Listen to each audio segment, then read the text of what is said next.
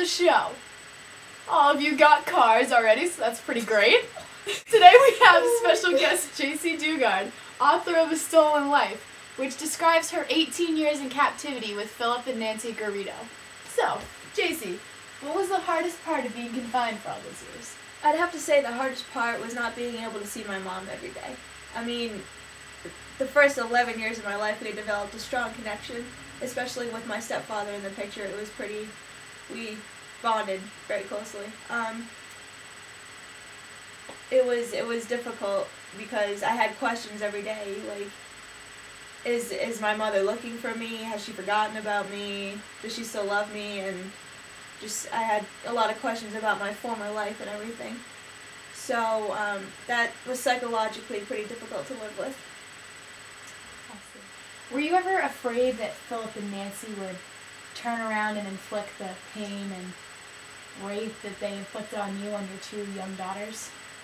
I mean, it did occasionally cross my mind. I wasn't worried because I saw that Philip and Nancy had basically created their own family with my children. They saw my kids as more of their kids and treated them as such. So I really didn't think that they would inflict such pain on that with my kids. People read your book. What do you want them to learn from your experiences? I want people to learn that it's important to speak up. If you feel that something isn't right or something isn't going the way it's planned, you should probably speak up about it, because you could save some lives out there.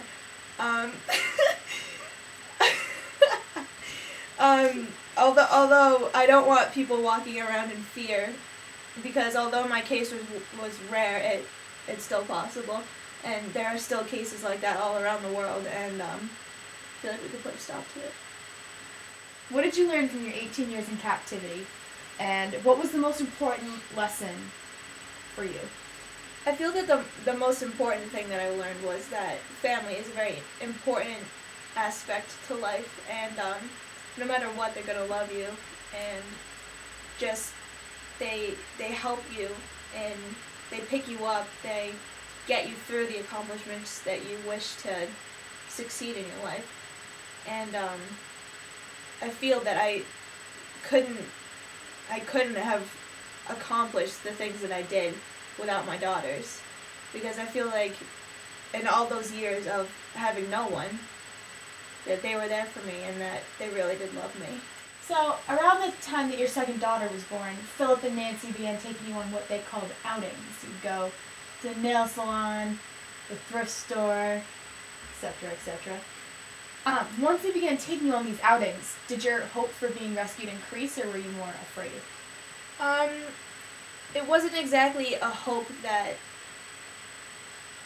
I had.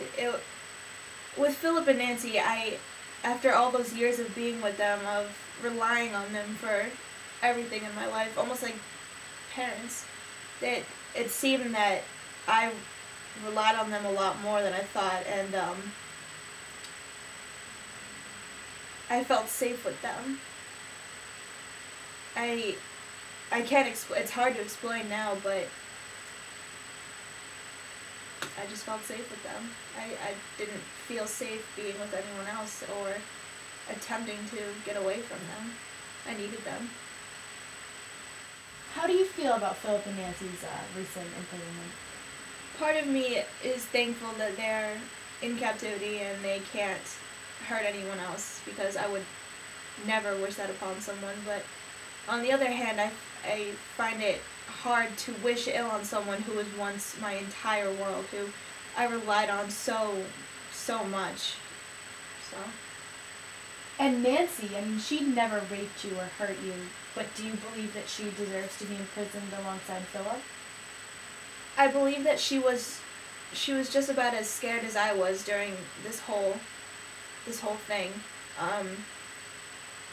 I do feel sorry for her, but at the same time, I could never, ever forgive her for just standing by and watching as Philip did that to me. I could never give back the life that they took away, and I look so down upon them for this. What about the first officers that helped you, Officers Todd and Beth?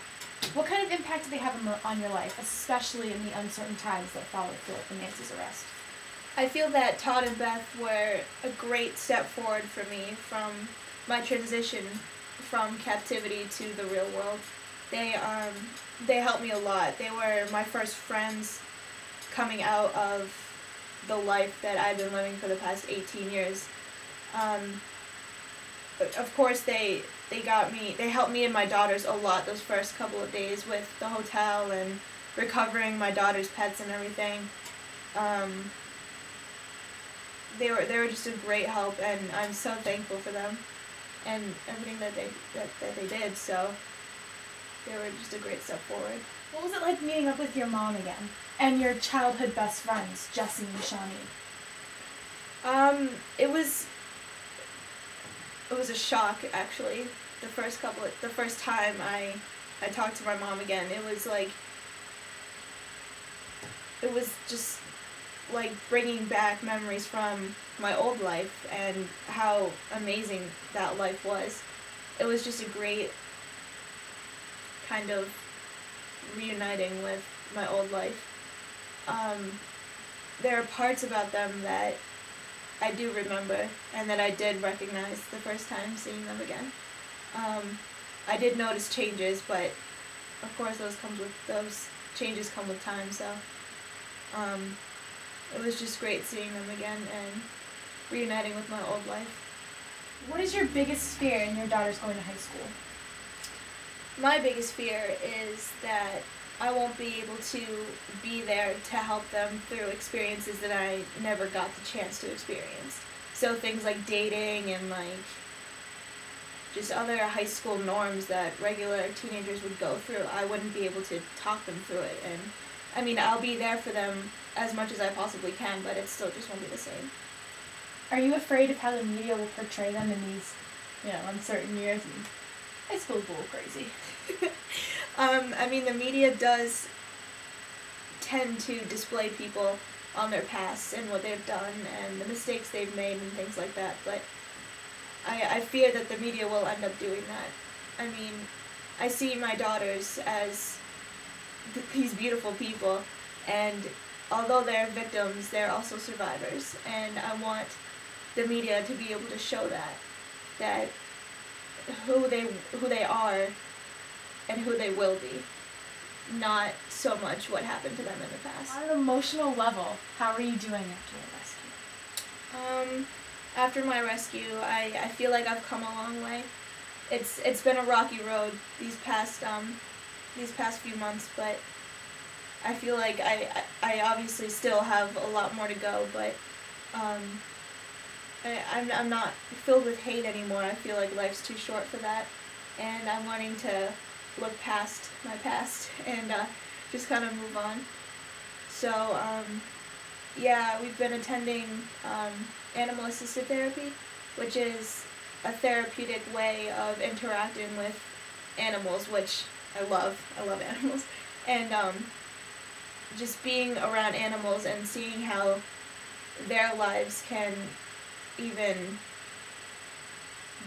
be similar to ours is like, it's pretty eye-opening. And it's helping my daughters and I and my mother to open up as a family and get closer. And it's a bonding experience that we all really need, so I feel like we're doing great. Alright, this is Jaycee Dugard. Go out and buy her book, Stolen Life, about her 18 years in captivity.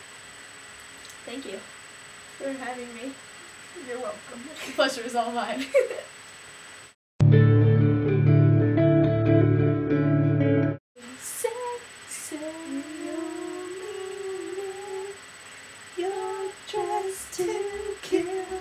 I'm calling you out. Don't waste your time on me. My hope did not increase. First rule, MCAS, answer the question of the first sentence. Yeah. Restate the question. MCAS, woo! Getting ready for next week, guys. 2 weeks, because we did this project, 2 weeks before it was due. Yeah! No, it's Tuesday. Yeah. It's due Friday. It's due in Friday, yeah. So, I mean, we're doing better than some Sorry, people. Miss Welch. Love you.